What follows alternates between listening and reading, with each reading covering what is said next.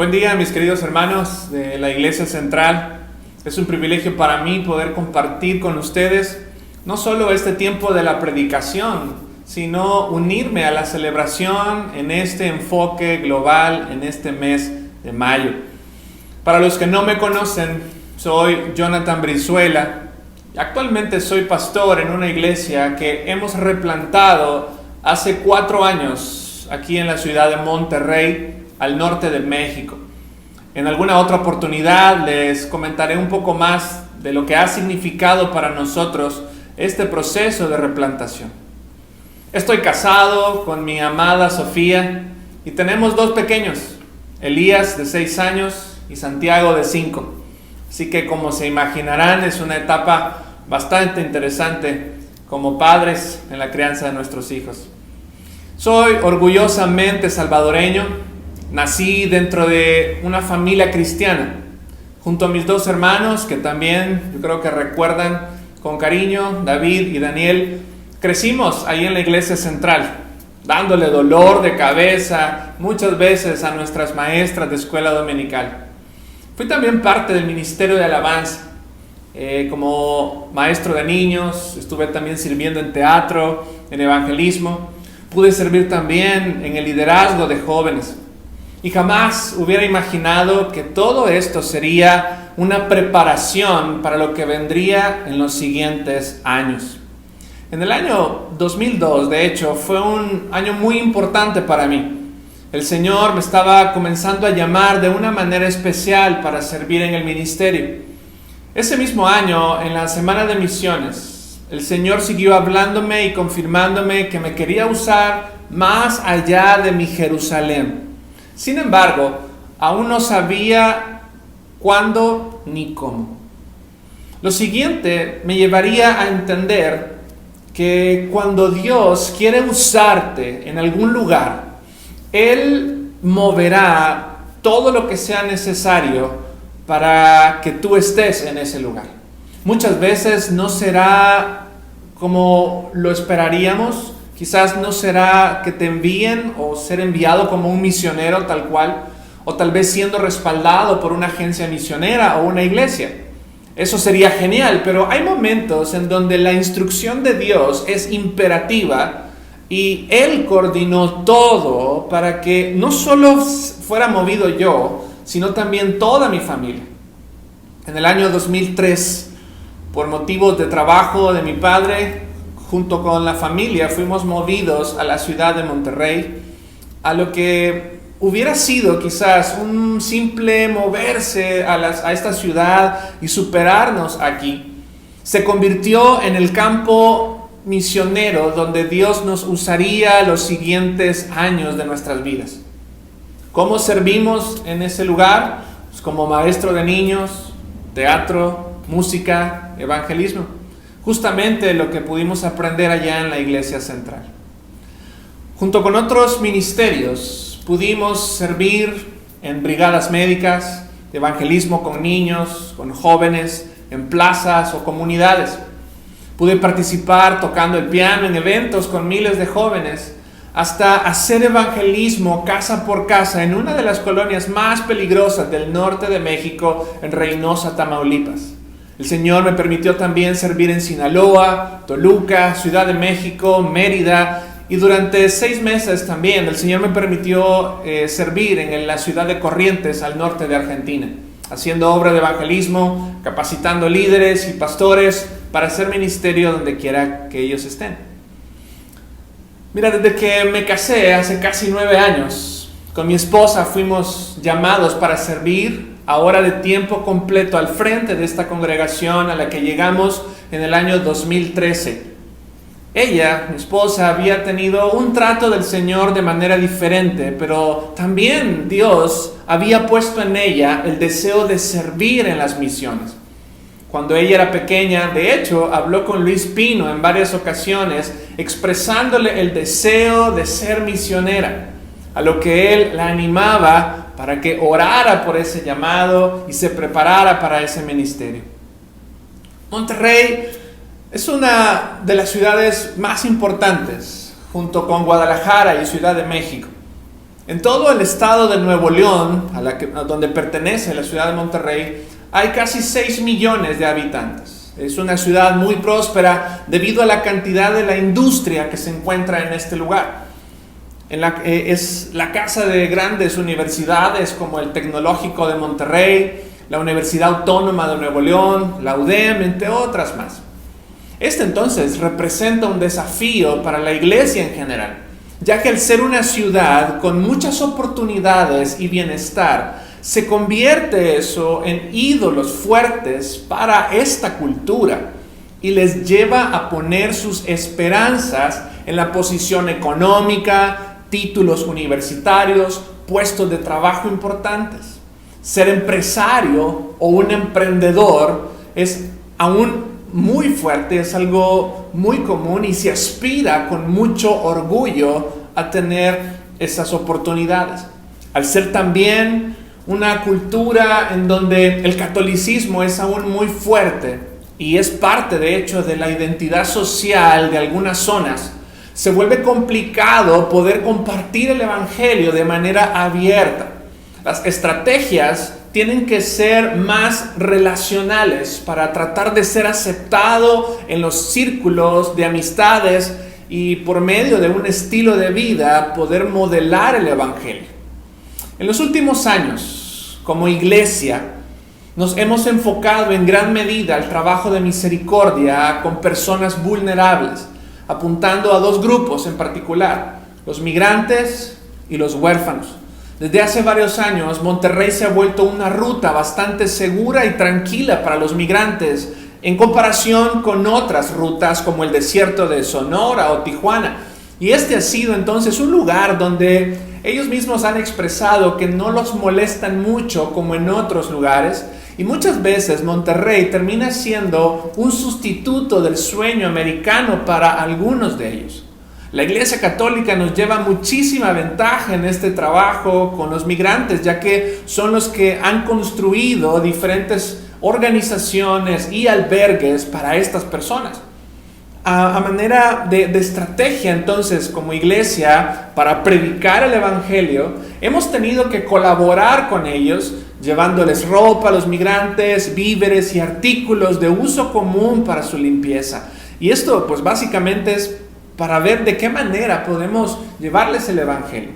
Lo interesante es que nos han permitido entrar a sus albergues para poder reunir a los migrantes, quizás en el comedor o en el área común, y poder predicarles el evangelio y orar con ellos. Lo que nos mueve y lo que hemos pensado siempre, ¿por qué hacerlo? Y creo que es importante entender esto, que hay una realidad muy cruda detrás de estas personas, y es que muchos de ellos, quizás esa será la última vez que escuchen el mensaje del evangelio. Muchas de estas personas no logran cruzar, y si lo hacen, son arrestados después por los agentes de migración. Muchos de ellos son deportados, pero muchos otros terminan en manos del crimen organizado. Por otro lado, el Señor también nos ha permitido trabajar con niños huérfanos o niños que el Estado se los ha quitado porque viven en lugares peligrosos y por violencia de sus padres, pues el Estado interviene. De manera providencial, el local de nuestra iglesia nos lo alquila una casa hogar. Tratamos de hacer un convenio con ellos para apoyarlos con el alquiler de ese lugar, pero tratamos de darles ayuda espiritual a los niños cuando nos ha sido posible hacerlo. Los hemos podido llevar de campamentos, nos acompañan muchas veces en las clases de escuela dominical y hemos hecho algunas otras actividades con ellos.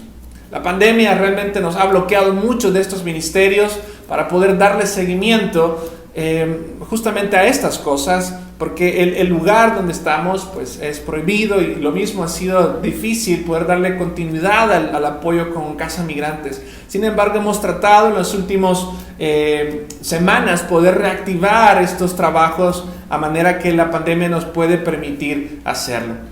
Uno de los proyectos, de hecho, con los que soñamos ahora es que podamos construir las instalaciones para la iglesia, pero que no solo sea un lugar de reunión dominical, sino que pueda funcionar para una casa hogar o tal vez como un refugio de migrantes.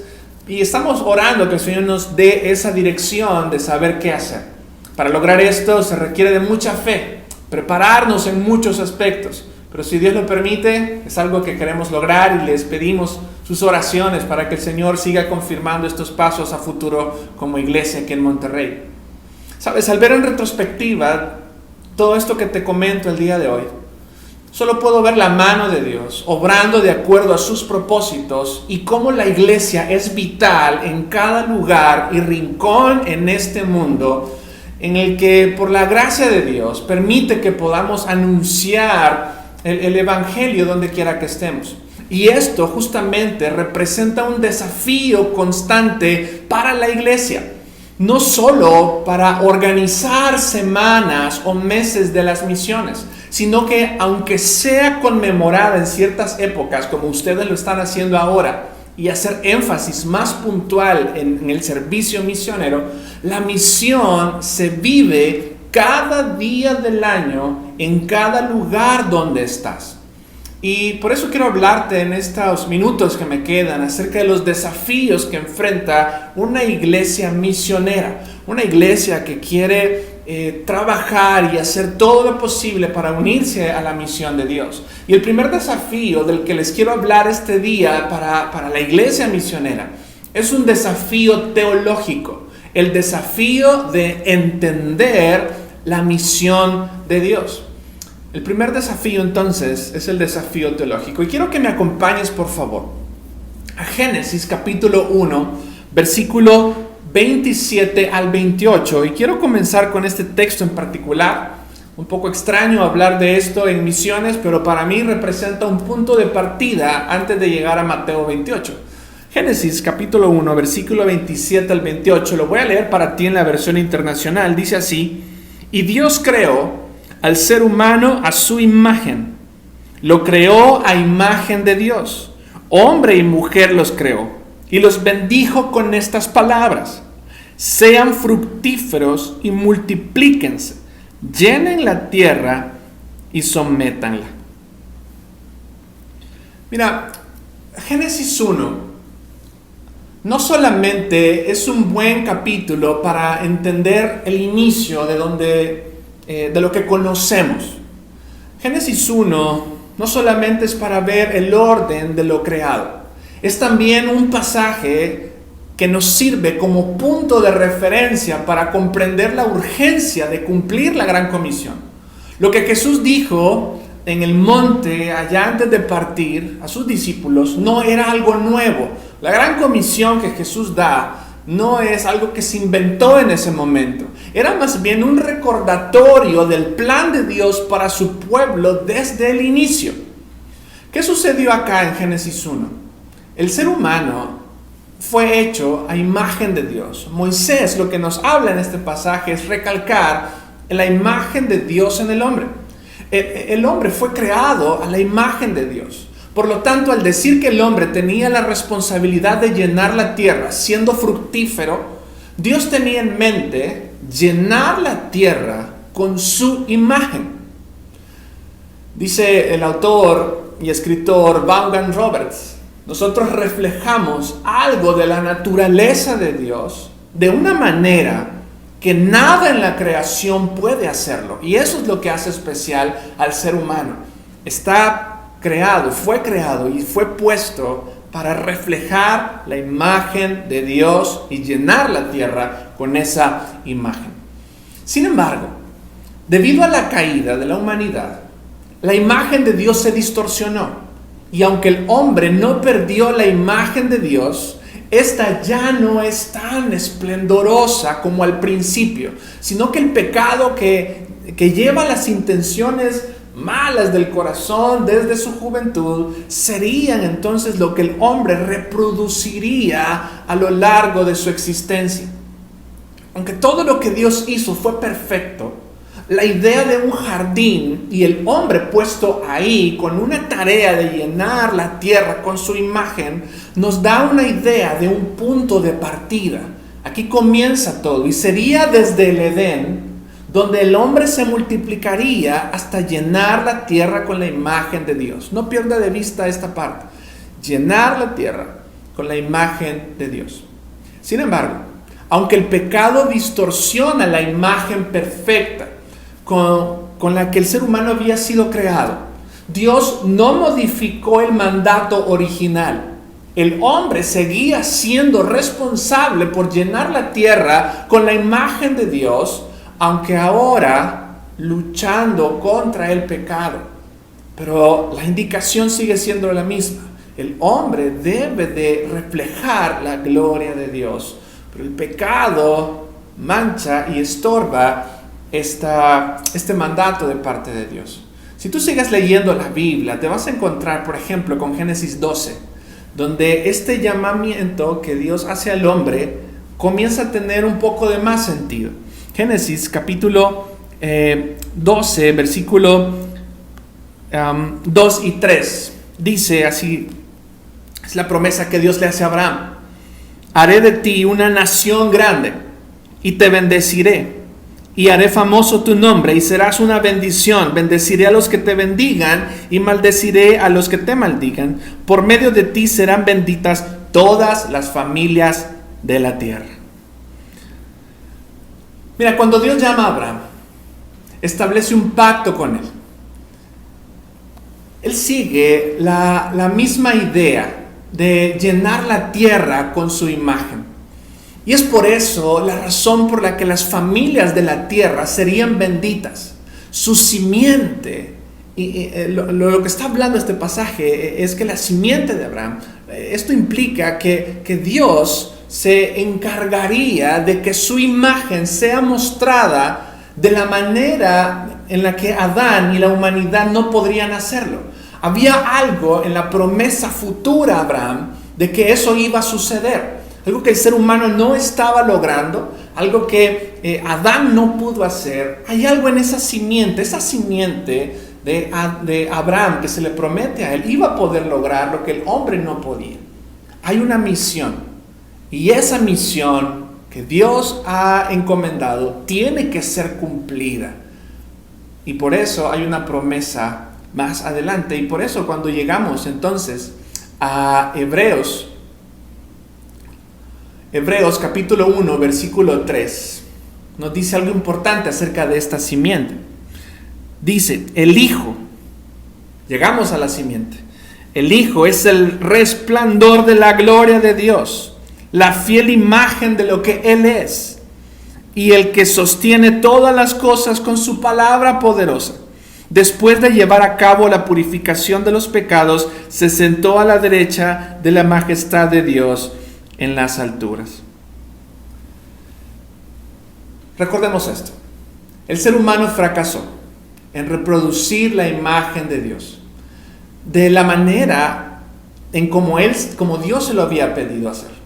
Sin embargo, Dios envía a Jesús para que sea Él quien cumpla de manera perfecta reproducir su imagen a todo el mundo, pero ahora a través de su iglesia. De esta manera, cuando llegamos a Mateo 28, 19 y 20, donde encontramos el mandato de ir y hacer discípulos a las naciones, radica ¿en dónde? En el fundamento del mandato original de llenar la tierra con la imagen de Dios. Cuando Jesús envía a sus discípulos a ser discípulos, lo que está recordando es: llenen la tierra, vayan hasta los confines de la tierra, porque la imagen de Dios tiene que ser reproducida en la humanidad, tiene que ser perfecta como Él lo diseñó en un principio. Y para eso fue la obra de Jesús, para que la iglesia pudiera entonces expander este mensaje en el que esta imagen de Dios puede ser restaurada en el hombre a través de la predicación del Evangelio, a través de Cristo en cada una de las personas. Esto entonces lleva a la urgencia a la iglesia. Adán, recordemos, hereda el pecado a la humanidad. La nación de Israel se cierra en sí misma y no muestra a las naciones la bendición e imagen de Dios. En lugar de mostrar la fidelidad de Dios, ellos fallaron y fueron esparcidos. Sin embargo, la iglesia, con la llegada del Espíritu Santo, entiende que el mandato original sigue vigente. Por lo tanto, lleva el mensaje del Evangelio a cada rincón del mundo. De ese modo, podemos comprender que el llamado a ir a las naciones no es un llamado de unos pocos o responsabilidad de misioneros solamente, sino de toda la iglesia.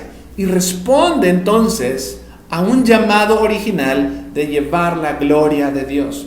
La iglesia entonces adquiere esa urgencia, la imagen de Dios. Tenemos que llevarla a todos lados. Todos son parte de esta misión. La misión entonces deja de volverse un llamado a salir de tu ciudad e irte a un lugar inhóspito. Al contrario, la iglesia del primer siglo comprendió que hacer misiones era proclamar el evangelio. El pastor Miguel Núñez cita a Gary Habermas y dice lo siguiente: el mensaje de la resurrección de Cristo, después de haber sido crucificado, él dice, se convirtió en la columna vertebral de la predicación de la iglesia. Eso era hacer misiones, predicar a Cristo crucificado, predicar la obra de Cristo, y la iglesia es lo que hace desde el primer siglo hasta este día. La urgencia de la iglesia en el ámbito de las misiones no es simplemente ir a otro país, sino proclamar el evangelio en donde quiera que estén. Los creyentes son portadores de la verdad y han sido transformados por el poder del Espíritu Santo a través de la verdad de la Escritura. Ahora pueden glorificar a Dios, y su misión es que las demás naciones se puedan unir a esa adoración. Se ayuda a que las naciones se deleiten en la gloria de Dios. Ese es el llamado, esa es la urgencia. Ir para que otros puedan deleitarse en la presencia de Dios. Esto arde en el corazón de la iglesia misionera. En el Nuevo Testamento, por ejemplo, no vemos el término misionero como tal, pero vemos a la iglesia haciendo misiones, llevando el evangelio donde quiera que iban y donde quiera que estaban. Las misiones se volvieron un estilo de vida. ¿Qué movió a Pedro con valentía a hablar del evangelio? ¿Qué impulsa a los apóstoles a alegrarse por sufrir por el evangelio? ¿Qué había en el corazón de los convertidos para arriesgar sus vidas por el mensaje del evangelio? ¿Qué lleva al creyente a responder en sometimiento a las autoridades, aunque eso signifique sufrir y no responder con pecado? Solamente sucede abrazando y entendiendo el evangelio. Cuando esto es una realidad en cada creyente, aprovechará cada momento para que lo que ya arda en su interior pueda ser comprendido donde quiera que esté, en su familia, en su colonia, en su trabajo, en su forma de hacer ministerio, inclusive hoy en día en sus redes sociales. Y cuando el Señor decida llevar a alguien a otro lugar como instrumento para proclamar el evangelio, la estrategia quizás cambie de lugar en lugar, pero el misionero no irá a hacer algo que no practicaba antes donde estaba. Simplemente vive su vida cristiana que ya vivía en otro lugar. No podemos pensar, cuando esté en España voy a evangelizar. Si no lo haces ahí donde estás, no lo vas a hacer en España. Cuando esté en la India, voy a acercarme con amor a los necesitados. Si no tienes esa misma actitud mientras caminas por las calles de tu ciudad ahora mismo, no lo harás en la India. Es por eso que muchas agencias misioneras envían maestros, médicos, ingenieros o de cualquier otra profesión, porque los mandan a trabajar. Es decir, a vivir sus vidas como creyentes en las escuelas, en las fábricas, hospitales, y mientras están ahí, son instrumentos para modelar el evangelio. Por eso comento que es un desafío teológico para la iglesia que quiere ser una iglesia misionera, y que todas las iglesias deberían de serlo. Tanto pastores, ancianos, diáconos, maestros de escuela dominical, líderes de grupos de casas, discipuladores, padres de familia en sus hogares, tienen la responsabilidad de capacitar a la iglesia para un correcto entendimiento de las misiones. No solo basado en versos desconectados para justificar las misiones, sino hablar de un verdadero compromiso con el mandato original de Dios de llenar la tierra con su imagen y que solo es posible mediante la obra de Jesucristo en la cruz. Y al poner nuestra fe en eso, entonces podemos obedecer a este mandato. Cuando esto es una prioridad, amando la verdad, experimentando esto en tu propia vida, lo que el Evangelio hace y eres impulsado entonces a hacer es la imagen de Dios. Las misiones entonces salen solas, porque arde en tu corazón el anhelo y la intención de que otros conozcan lo que cambió tu vida. Una de las emotivas inauguraciones de los Juegos Olímpicos es el de la flecha encendida que es disparada para encender el pebetero. Y eso me impresiona esto porque es una imagen bien bonita ver cómo la persona tensa el arco y suelta la flecha y al pasar la flecha enciende esto. Me llama la atención en esto porque justamente esta persona, cuando ves el video, la flecha ya estaba encendida. El pebetero nada más estaba expulsando gas para que cuando la flecha llegara, el gas junto con el fuego pues encendieran el pebetero. Sería ridículo pensar en tirar la flecha sin fuego. Si tú tiras esa flecha sin fuego, el pebetero no se encendería. ¿Sabes? Eso es justamente lo que sucede en las misiones. Los creyentes ya arden en el Evangelio. Y eso que ya arde en ellos, eso que ya fue hecho en ellos, es lo que cuando van a un lugar pueden encender la llama del Evangelio. Las misiones no solo significa que un misionero está allá afuera, sino que la iglesia misionera ya está brillando y por eso envían de su luz a otros lugares que aún no ven esa luz. Hay un desafío teológico entonces muy importante que enfrenta la iglesia misionera. Hay un segundo desafío que te quiero comentar rápidamente y es el desafío cultural, enfocado en el desafío de amor al prójimo. Mira lo que dice la Biblia en 2 de Corintios capítulo 4 versículo 13 al 15. Escrito está: creí y por eso hablé. Con ese mismo espíritu de fe también nosotros creemos y por eso hablamos. Pues sabemos que aquel que resucitó al Señor Jesús nos resucitará también a nosotros con Él y nos llevará junto con ustedes a su presencia. Todo esto es por el bien de ustedes, para que la gracia que está alcanzando a más y más personas haga abundar la acción de gracias para la gloria de Dios. ¿Qué es eso que creyó? ¿Qué es eso que habló? ¿Qué es eso que impulsa al apóstol a predicar y enfrentar los diferentes retos? Dice, todo esto es por amor a ustedes. Todo esto es por el bien de ustedes. Luego lo dice en 2 Timoteo capítulo 2, versículo 10. Por tanto, todo lo soporto por amor a los escogidos, para que también ellos obtengan la salvación que está en Cristo Jesús y con ella gloria eterna. Uno de los mejores lugares para ejercitar el amor es la misma iglesia.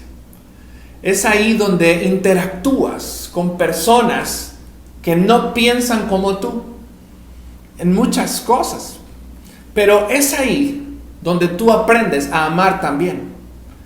En el campo misionero, y como ya lo dijimos, ese será el lugar donde Dios te use en algún momento para modelar tu fe y para guiar a otros a que conozcan de Jesús. Ese lugar donde Dios te escoja, donde Dios escoja ponerte, será un campo hostil, porque estarás rodeado de personas que aún no aman al Señor, que no han sido transformados por el Evangelio. Habrá rechazo para ti muchísimas veces.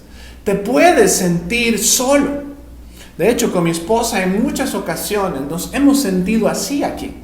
Sentido que estamos solos, que estamos a punto de tirar la toalla, que no podemos seguir más.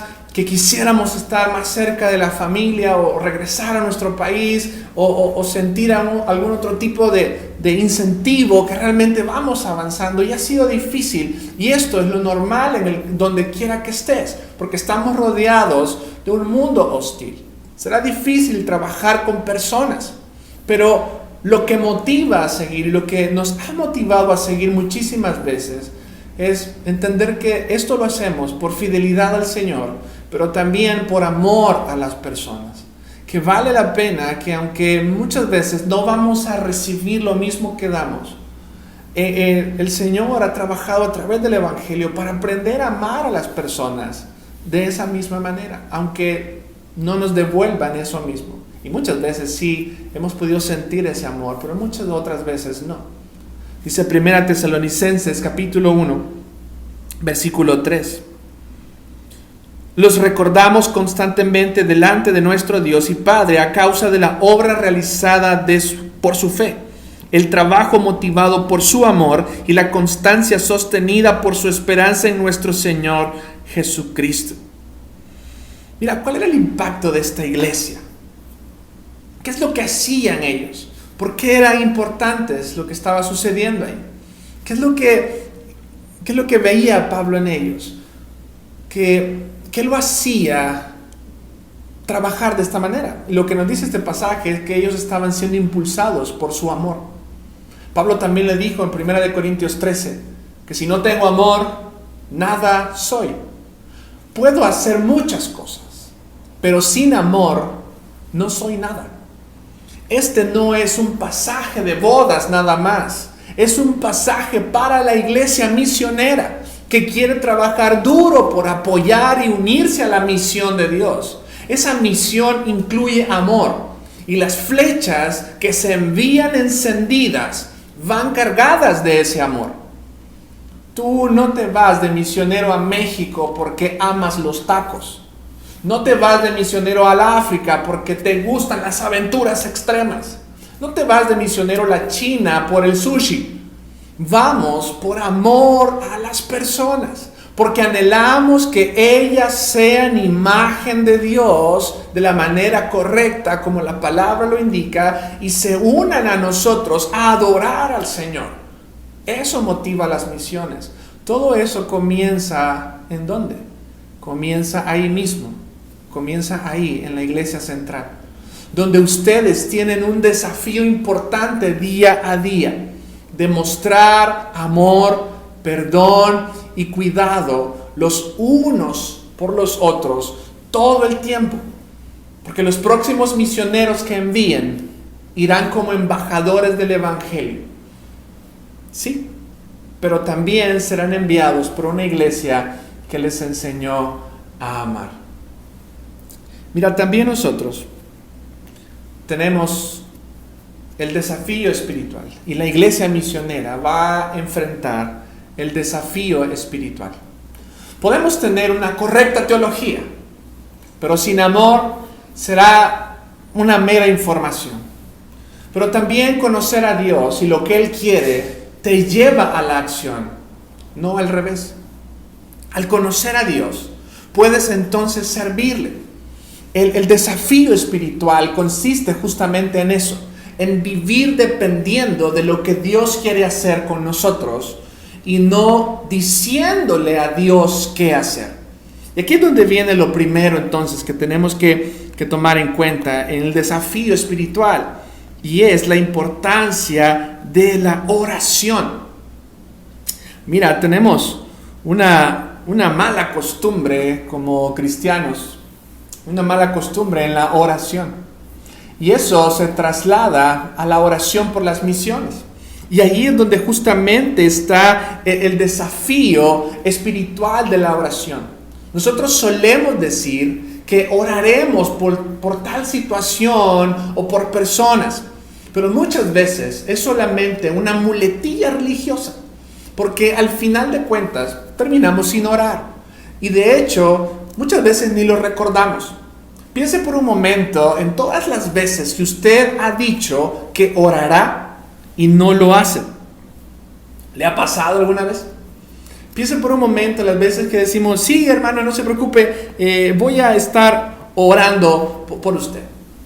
Cuando usted ora profundamente por una situación, cuando usted ora con una intención incansable,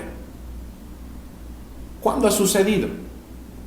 Mira, normalmente sucede cuando estamos en problemas. Necesitamos del Evangelio, entonces, para que nuestras oraciones sean intencionales, profundas y sin cesar.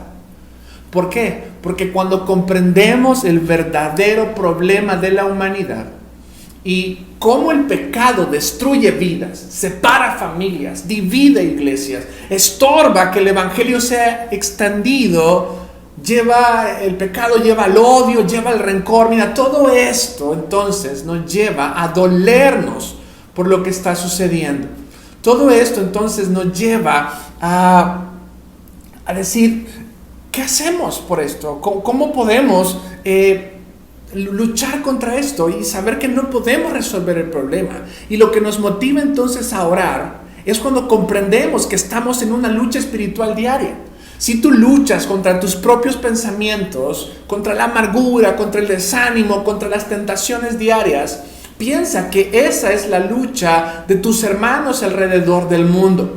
Piensa en lo difícil que ha sido cada vez que tú quizás te has rendido y lo difícil que ha sido para ti confiar en el Señor. Pues eso sucede en los corazones de todas las personas alrededor del mundo. Piensa en cuántas personas niegan el nombre de Dios día a día debido a sus problemas, a sus frustraciones, a la influencia de este mundo. La oración, hermanos, entonces se vuelve algo vital. Miren lo que dice 2 de Corintios, capítulo 1, versículo 8. Y aquí es donde explica un poquito esta parte del sentir el apóstol Pablo. Dice, hermanos, no queremos que desconozcan las aflicciones que sufrimos en la provincia de Asia. Estábamos tan agobiados bajo tanta presión que hasta perdimos la esperanza de salir con vida. Nos sentíamos como sentenciados a muerte. Pero eso sucedió para que no confiáramos en nosotros mismos, sino en Dios que resucita a los muertos. Él nos libró y nos librará de tal peligro de muerte. En Él tenemos puesta nuestra esperanza y Él seguirá librándonos. Mientras tanto, ustedes nos ayudan orando por nosotros. Así muchos darán gracias a Dios por nosotros a causa del don que se nos ha concedido en respuesta a tantas oraciones. Las misiones son en equipo. No hombres y mujeres solos por allá en algún camino, perdidos nada más. Las misiones es algo que es parte de toda la iglesia. Toda la iglesia es un centro de operación espiritual y como un solo cuerpo llevan el evangelio. Todos somos parte de esto. Colosenses 4:3, el apóstol Pablo nos dice algo importante. Dice, y al mismo tiempo intercedan por nosotros a fin de que Dios nos abra puertas para proclamar la palabra. El misterio de Cristo por el cual soy preso. Pablo le pide a la iglesia, oren para que se nos abran puertas. ¿Qué quiere decir esto? Junto con los apóstoles, la iglesia trabaja en conjunto. 2 Tesalonicenses 3:1 nos dice, por último, hermanos, oren por nosotros para que el mensaje del Señor se difunda rápidamente y se le reciba con honor, tal como sucedió entre ustedes.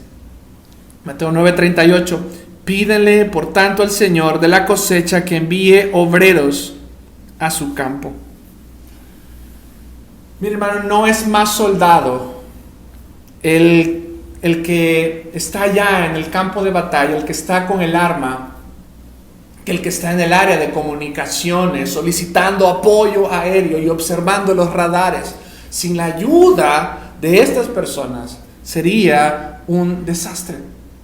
Si no comprendemos, hermanos, que la vida es una batalla espiritual en la cual peleamos todos hasta el último día de nuestras vidas, tomaremos la vida como si no pasara nada. y solo pasaremos buscando hacer nuestra voluntad, orando solo para engrandecer nuestras vidas y dejaremos nuestra parte en la lucha espiritual.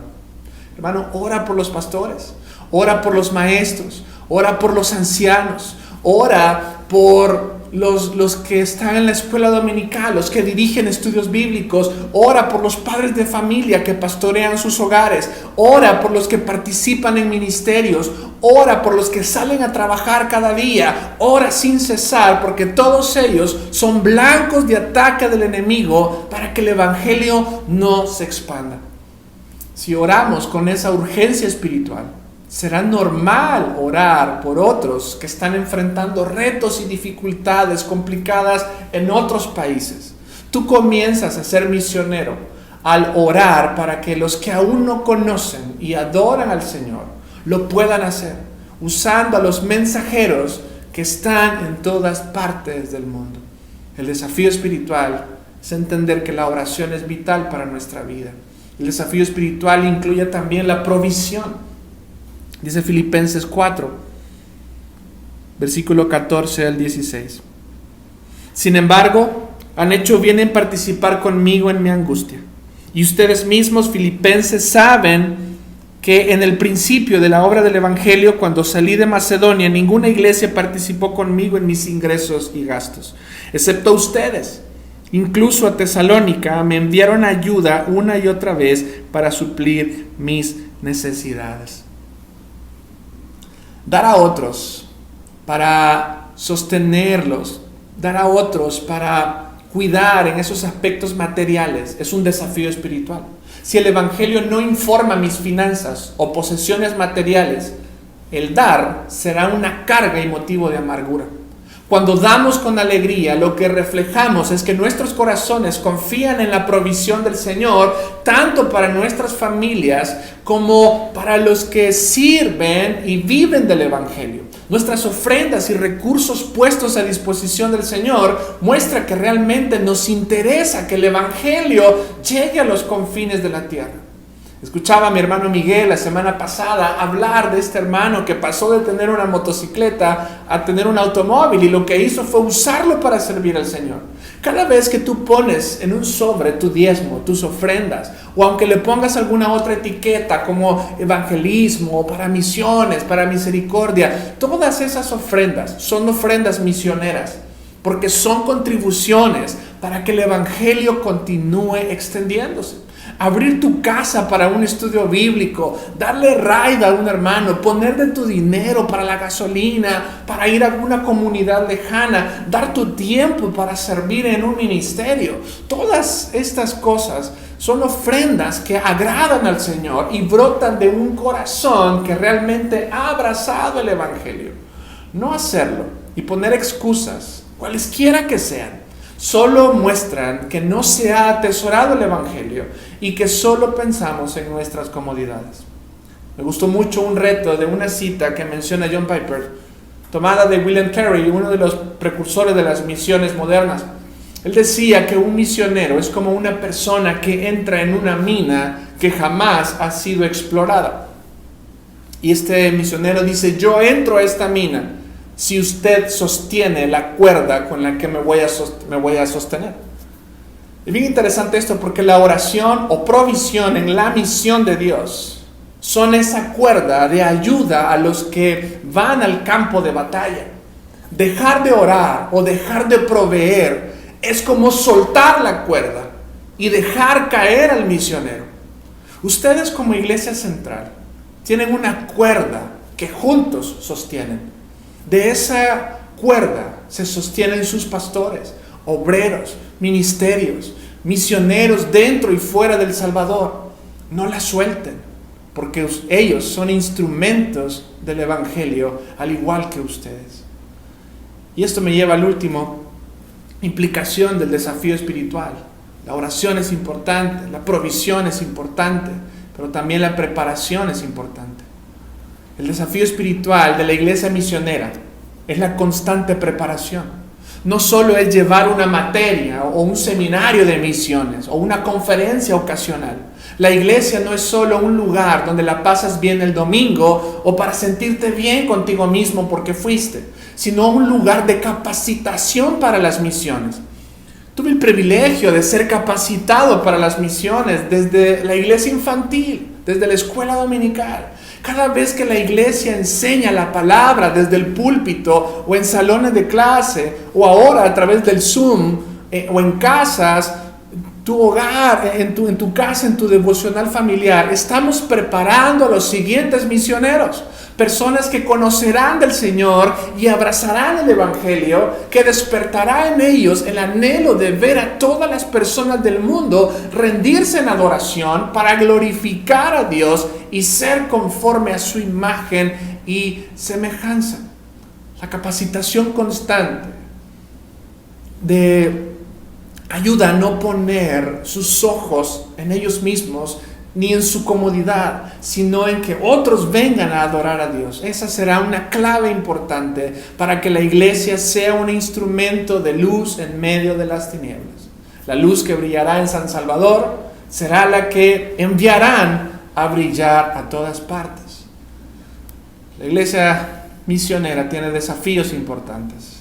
Desafío teológico, entender lo que Dios quiere, la misión de Dios, y nos unimos a esa misión.